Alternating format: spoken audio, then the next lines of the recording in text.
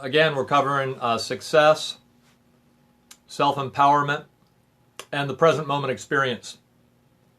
How do all those things come together? SPH 123. Oh, cool. Yeah, welcome to the room. Come on in when you're ready.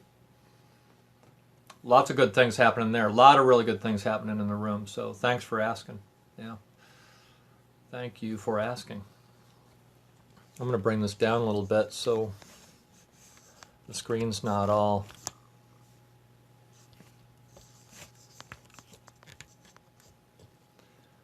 Oh yeah, today Russian Ambitions, huge trade today in oil. Oh, just huge. Huge movement today in oil. We call it the beach ball. It's like you're holding the beach ball underwater, and you hold it down far enough. So the market's been selling off for a long time. The S&P's rallying today.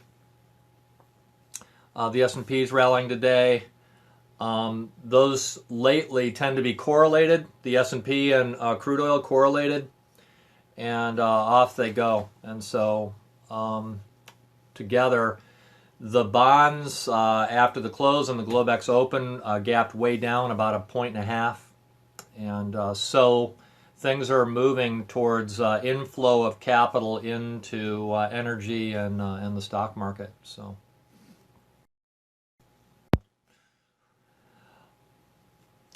All right, well, let's get started. Vadim's asking, what's the difference between NLP and self-talk? Now, self-talk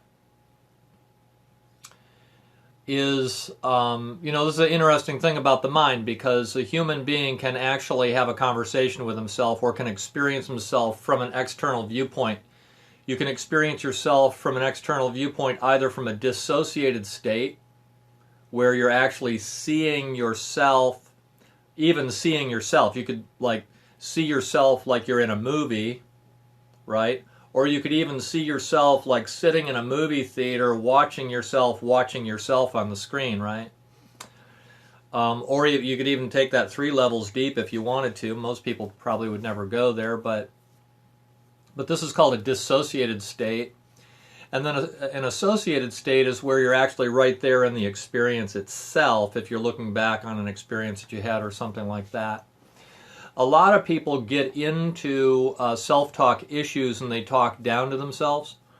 And I've had any number of clients that get into this kind of thing. It's almost like I don't say this is a bad term, but because we all do this at some level. But you have some inner voice that talks to you, and maybe a critical inner voice. And that's a very important thing to get rid of. It's almost like being possessed by something that is thwarting you from getting what you want in life. And so it's really important. Now, the question was, what's the relationship between that and neurolinguistic programming? In neurolinguistic programming, in the way that I approach it, what I really want for you to be experiencing in any given moment is the present moment experience from the viewpoint of actually experiencing it and feeling it. And so making it very, very real. A lot of people go through their whole day experiencing themselves from a dissociated viewpoint. You see yourself from a secondary viewpoint. That's where that inner voice can come from that may be critical or something, because it's not actually there experiencing that moment. What I mean is that when you're experiencing the moment, when you're doing that, like say if you're doing it with another person, you can actually relate to them in a very powerful way. We talked about this before too, because when you're doing that, when you're truly doing that, you're not multitasking or anything, you're just 100% with that person in that moment, right? And so in neurolinguistic programming, from the way I approach it, what I really would prefer for anybody that I'm helping or working with to experience is for them to be able to be in a present moment experience, experiencing themselves from an entirely associated perspective in that moment, not any outside kind of a perspective. And so when you do that, you're present in the moment, and that when you do that, like with another person, or if you do it while you're trading, for example, or something like that, you are experiencing the present moment, but other people will respond to you in a very, very powerful way because there will be a really deep connection. In fact, that's the only state that you can really be in a pure state of connection with another person or what you're doing in the moment. A lot of people might also call this being in the zone, for example. Just being in a place where you're not thinking about anything else, you're not experiencing anything from another viewpoint or anything like that. You're just right there in that moment doing what it is that you're doing. I see on my screen there's a flower back here behind me, and I love to use analogies, agricultural kinds of analogies. A flower is, look at this thing. This flower is just manifesting just this incredible beauty, right? It's an incredible creation.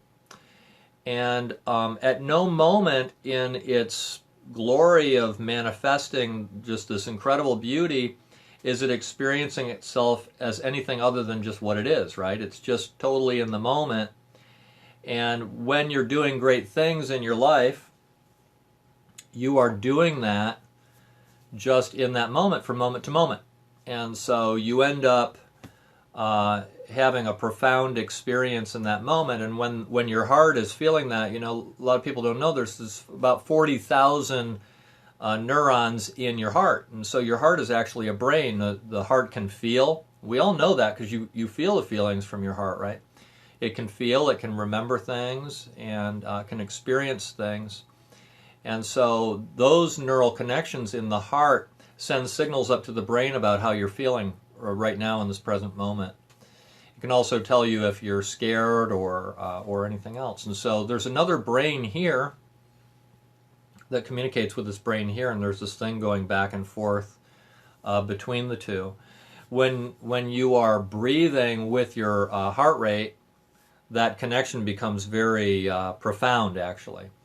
I learned this, and I think we talked about it last time we were on Periscope, from a doctor who wrote a book called Anti-Cancer. A close friend of mine come down with cancer, and he recommended this book to me, and I read it for him because I wanted to connect with him. So I had actually acquired a DVD put out by Detroit Public Radio. Hey, thanks for sending in the love.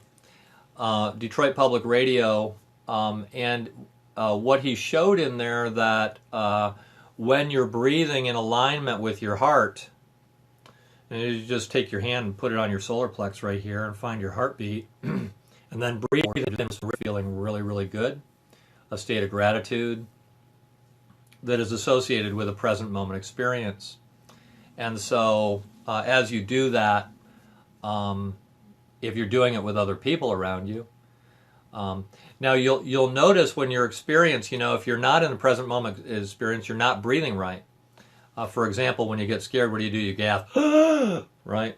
And you're holding your breath, and then all that communication within yourself stops, all the feelings stop, fear sets in, you're no longer what you are. And so it's really important to try and be maintaining that sense of the way they described it is with that heart math meter. I'm not necessarily recommending that you get one of those, but it's a feedback mechanism that can help you to understand when you're in alignment, and I think they call that coherence.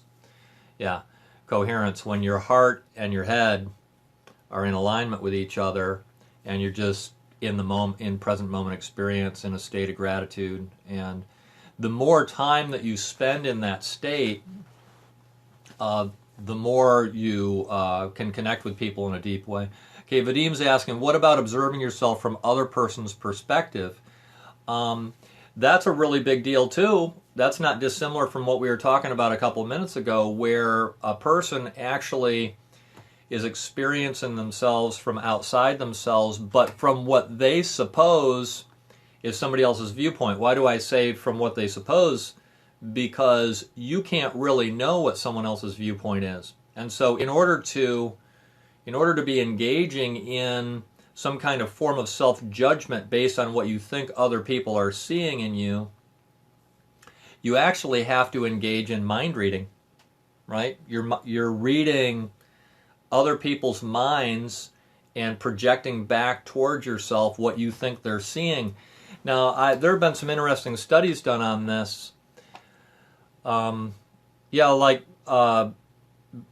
language conveys a lot too, but let me finish on this point. There have been a lot of studies done on this where they would get people to ask their close friends what they actually saw in them, and most people would be like, well, I'm not good in this, that, or this other thing, and then when they actually asked the friends would go, oh no, she's just incredible in this special way, and the person themselves doesn't experience that at all because they think the other people around them are actually being critical of them, and they actually think they're just amazing, and so that seeing yourself from an external viewpoint that is a product of mind reading is a really dangerous game to play.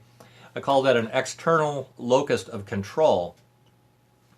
It means that you believe that you are controlled by things that are outside yourself, or you're modulating your behavior based on things external to yourself.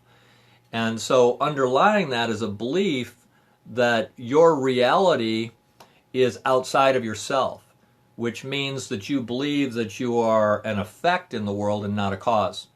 And so it's really important, if you are seeing yourself from the outside and it's based on some mind reading, because it can't be anything else, it's really important that you get that straight and start experiencing yourself from your own internal locus of control.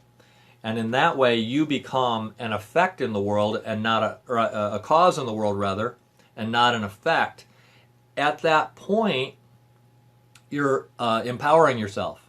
At the point that you're seeing yourself from somebody else's viewpoint, you're actually giving your power away. And you become powerless, actually.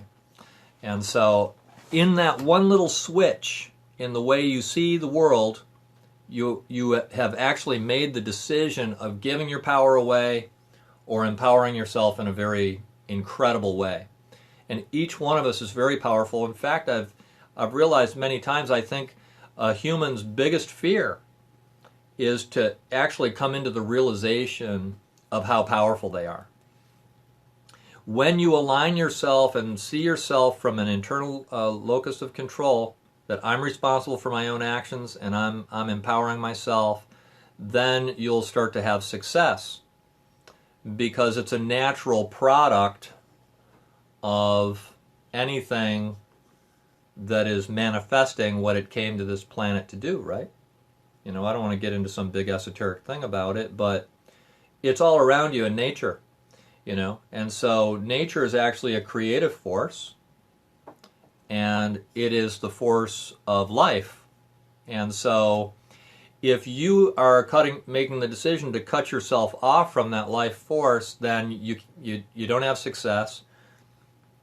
You don't have self-empowerment. You see yourself as an effect, and you don't feel good about yourself, and so you don't vibe those things that give you strong connections with other people that open the door for you to do great things in your life, because usually when you do great things in your life, you're doing them with other people, and so, wonderful question. Thanks for asking that.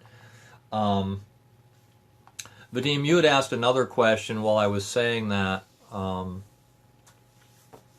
If you could repeat that, because I didn't remember. So what are we talking about today? We're talking about, tell us about your awakening.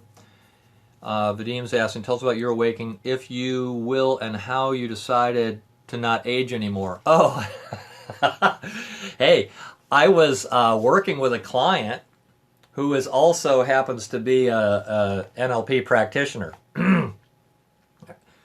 Her name's Jane, and excuse me, I'm sitting there with Jane, and two really cool things happened that moment. I'm going to tell you both of them. Jane and I were working together on something. I won't get into the details of that. And she inadvertently mentioned to me her age. And I'm looking at this woman and I'm going, there's no way that she's 60 years old. and she's, I confirmed it. I reached out to her and I asked her, I go, there's no way you're 60 years old. You look like you're in your 40s, And she said, well, how did you do that? How did you do that? How is it that you look so young?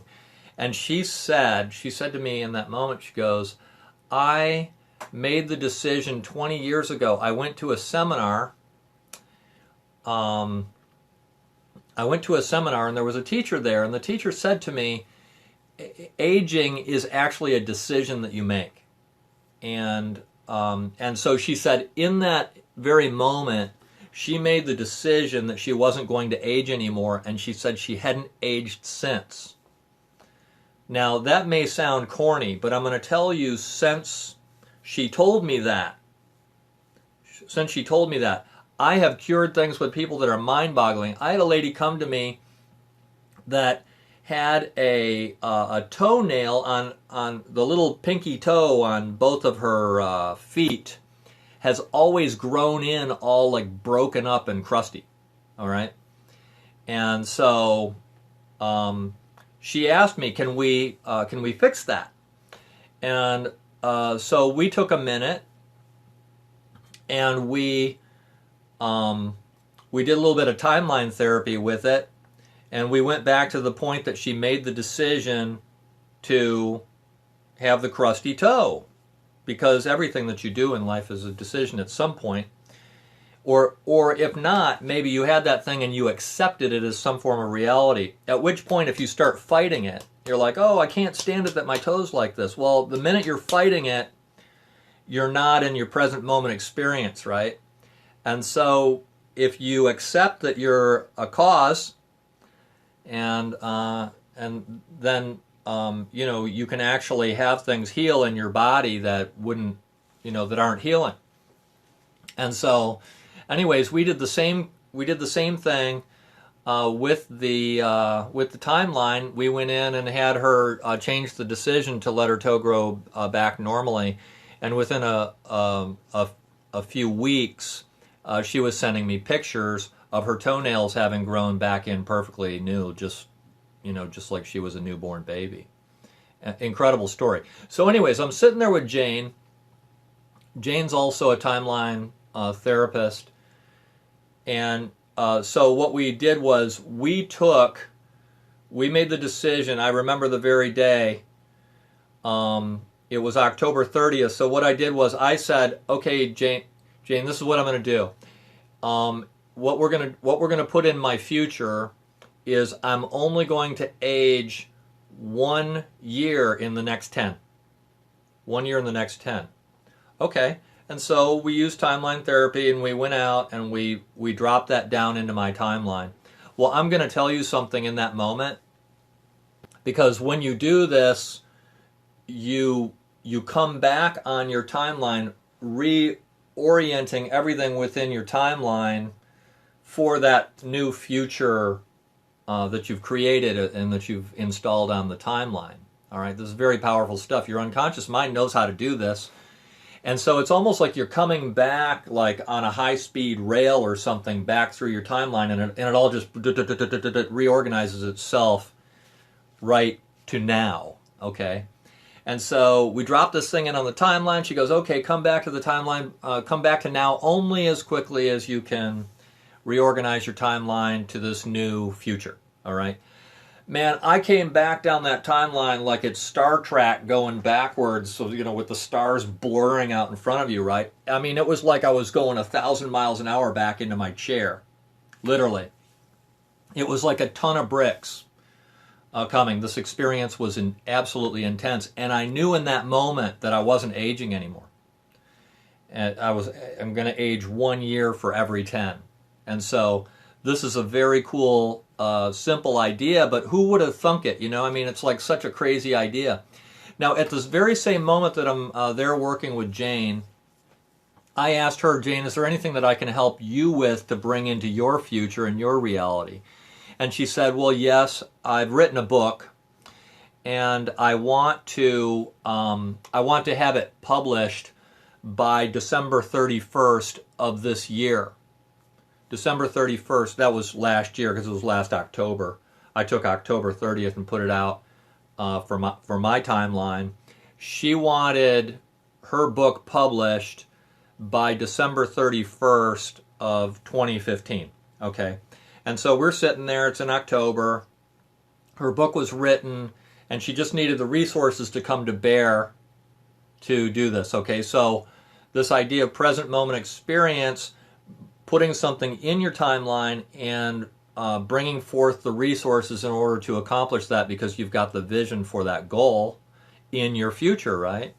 So no sooner, I kid you not, no sooner did we put that in her future that her phone rang. I am not kidding. Her phone rang right then. She picks up her phone, and guess who's on the other end of the line? Her publisher. I'm not kidding you. Happened right in front of my face. This kind of stuff happens all the time. This kind of synchronicity stuff happens all the time when you're doing timeline therapy. It's a very, very powerful resource for personal development. The beauty about doing timeline therapy is you can actually learn to do this for yourself. You can learn to put things in your future. So really cool question. And so these, you can do anything you want with it. Now, usually what we do, it's really important that in order to create a future for yourself, that you are not all caught up in all kinds of negative, say like self-talk that we've already talked about here today, or that you're caught up in all kinds of negative emotions that you're carrying around with you and being judgmental and these sorts of things. And so typically what we do is we create a situation, we do work to clear out present moment negative emotions. We may take a few minutes to clear out the negative self-talk. There's a couple of techniques that we might use for that. When you remove all that stuff from the past, see, what happens is a lot of people spend all of their energy on maintaining this negative stuff that doesn't really bring them anything. And so when you clear those things, it actually causes the future for that person to just completely open up. So most people, if you ask them what's in their future, they can't even see past 20 minutes into the future. There's just nothing there. And so if you ask them, well, what are some of your goals? They might tell you, oh, well, I really want to say, I really want to be a school teacher, or I really want to do this or that. And they'll say, well, can you see that in your future? And they'll be, well, no. I go, well, what do you see out there in your future? Well, it's just all gray. It's just all black or something. And so when you clear these other things out, this opens up, and they get some light down the tunnel of the future, right? And it opens up a way for people to actually be able to see and manifest their future, because they're no longer spending all this energy on a bunch of stuff that doesn't help them to have a future.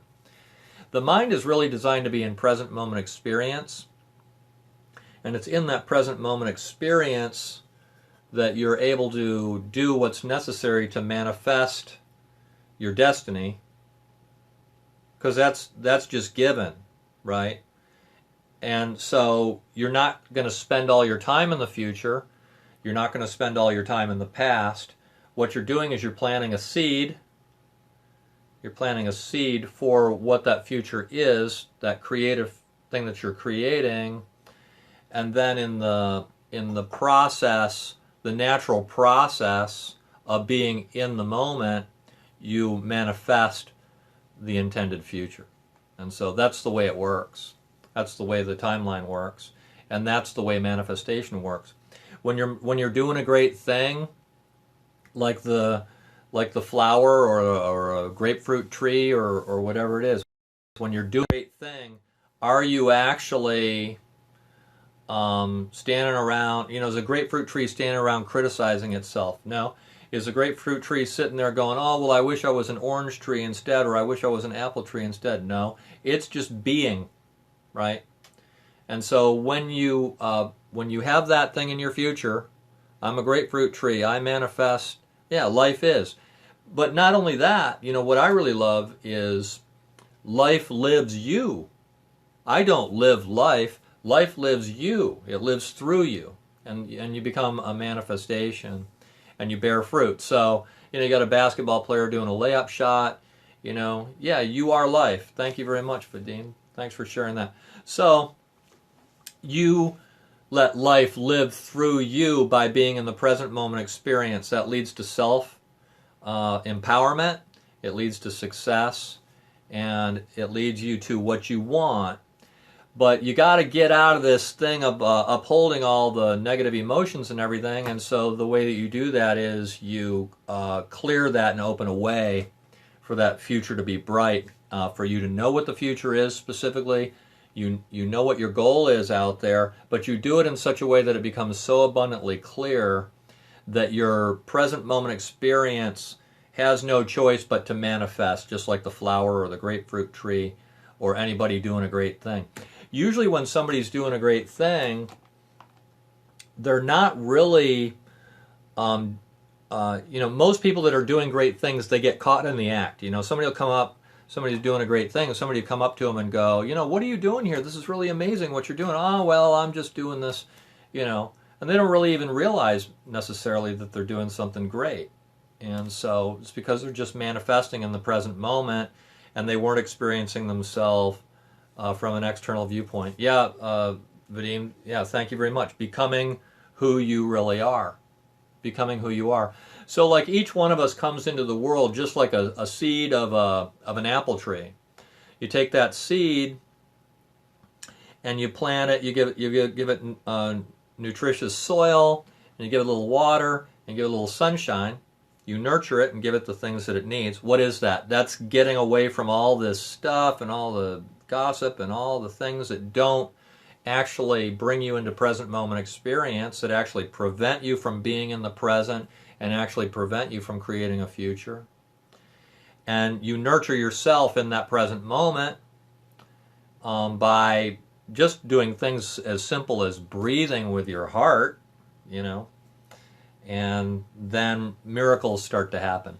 Ralph Waldo Emerson, wonderful quote, one of my favorites. It says it down at the middle school where all my kids have gone to school here.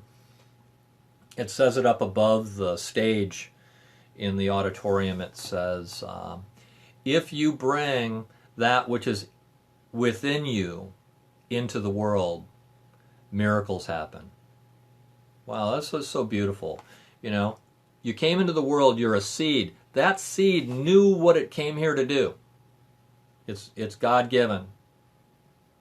Emerson knew that. And so he's saying, if you bring that which is within you, if you bring your natural God-given purpose into the world, miracles happen. Well, why? Because that's what you came here to do. The problem is we make choices and we go on detours and then we don't end up doing what we came to do. Now, I've taught my kids that's a sin. That's the definition of sin, not fulfilling your purpose, right? And so if you're not fulfilling your purpose, you're miserable, all right? Most people, unfortunately, in this world are miserable. It's amazing. I got a golden retriever, right? This guy can teach you so many lessons. It's unbelievable because, what is he? He's a present moment experience. You want to see a golden retriever, you take a ball, right? And you move the ball, right? Man, it's like there is nothing else, right? It's just pure tracking, I don't care what you do with that ball. You whip it across the, whip it across the yard or whatever. Bam, they're on it. There's nothing but that laser focus to that moment and their purpose. What's a golden retriever do? They retrieve balls. They really love it, And so when they're doing that, they're so happy. You want to make a golden retriever happy. But they're reflecting back on you at any given moment. I mean, you look down at the dog, you get this big hunking smile on the face. It's just like, I love you, I love you, And you're just like, wow, why can't people be like that? That's why people have pets. The pets are doing what they wish that they themselves could do, but they got all sidetracked someplace and didn't do it, You can learn so much from a dog or from a plant or whatever, because these things are just manifesting. So Vadim says, how do I find out the purpose? what your purpose is. Well, I get this all the time. This is the mystery, and I'm going to tell you the secret of the mystery. This is crazy. Where are you right now? What are you doing right now? And what's in front of you to do right now? That's the answer. Start on there, do it with your passion, and then if it's not exactly right for you, other things are going to come into your life and help you to do that. You don't think that divinity brought you into this world to manifest as the apple tree or the flower or whatever, and wouldn't provide you with the resources for doing so. That little apple seed knows exactly what it's supposed to do, right? So those resources will appear if you are engaging in the passionate, doing of this. So, could you post that question again? I'm sorry, I didn't get that read quick enough. Then I gotta get running. Gotta go pick up my athlete at the high school.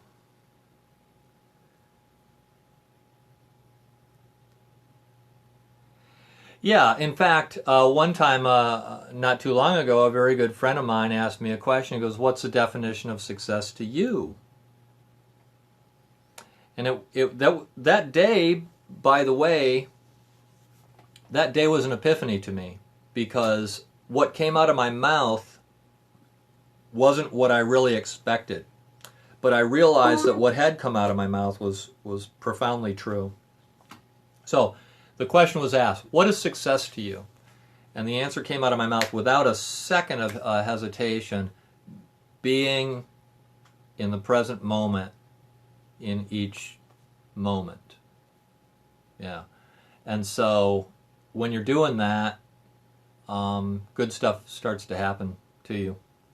Good stuff starts to happen to you. And life starts living you, and you start engaging your divine personal potential. I said it a few minutes ago. I said it in a slightly different way. Thanks for asking, Vadim. Personal potential is infinite.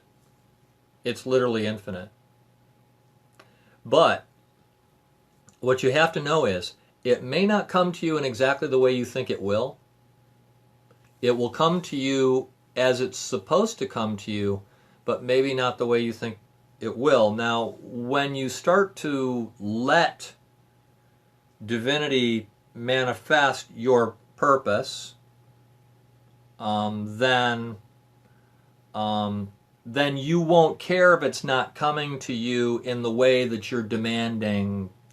It's like, I have a friend. She's like having trouble finding a man in her life, right? And so it's like, well, what would you like to find in a man? Oh, well, he's got to be 6'2", and he's got to have black hair, and he's got to be muscular, and he's got to drive this nice car, and it's like got this whole list of specifications for the way that divinity shall deliver to her ideal man.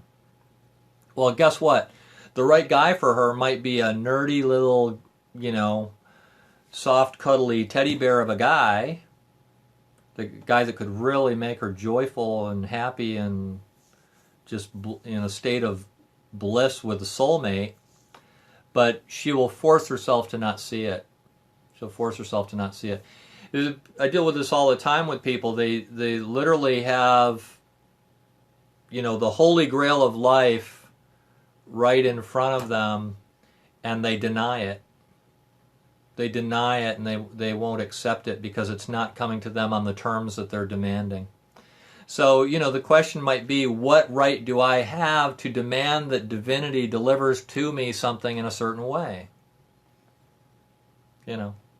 So the beautiful thing is, if you accept that divinity is delivering it to you because you were brought into this world with a purpose, then you no longer are going to condemn the incoming benefit.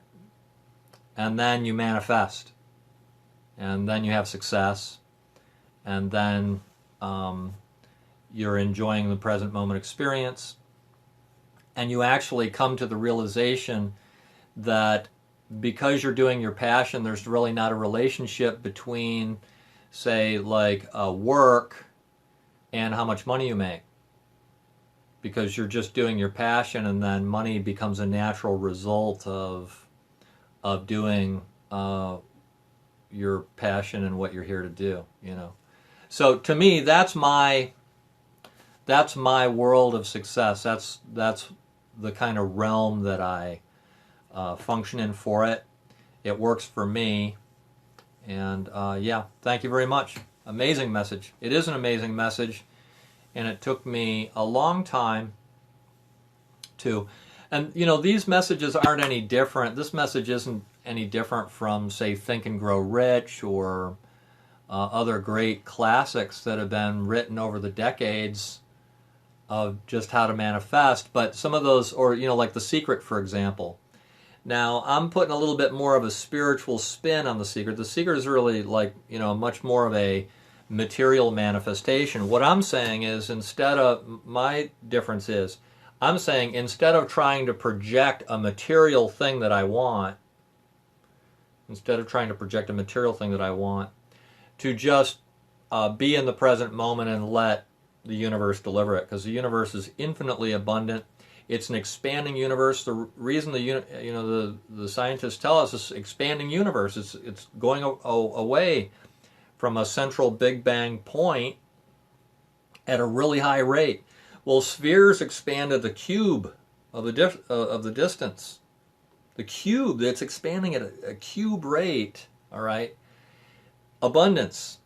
All right, and so it's not a contracting universe, it's an expanding universe, and there's infinite abundance out there. Virtually everyone out there can be rich and can manifest their dreams and their aspirations and have what they want.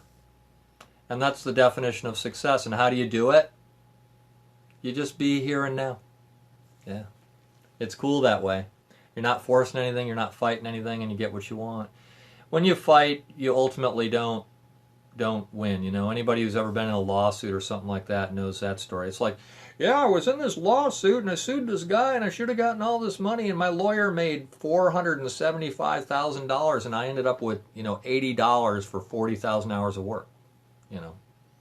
It's a fight. Don't fight. If you come from a Judeo-Christian background, the scriptures just filled with this kind of stuff. Resist not evil. Jesus is here before Pilate, the greatest physical power of the time, right? And he says, my servants don't fight because my kingdom's not of this world. I'm not concerning myself with the material, and in so doing, you always get what you want. You always get what you want. So if you're not getting what you think you want, then you got what you really wanted. And this gets into a really interesting thing about people just sabotaging themselves because they're fighting. They're fighting, And so if you're not fighting and you're letting the universe manifest, then the success is yours and the self-empowerment is yours and life becomes a beautiful thing. So that's what I got for you guys today. Thanks for coming in. Thanks for asking some great questions, and thanks for sharing this moment with me. We'll see you guys on the next one.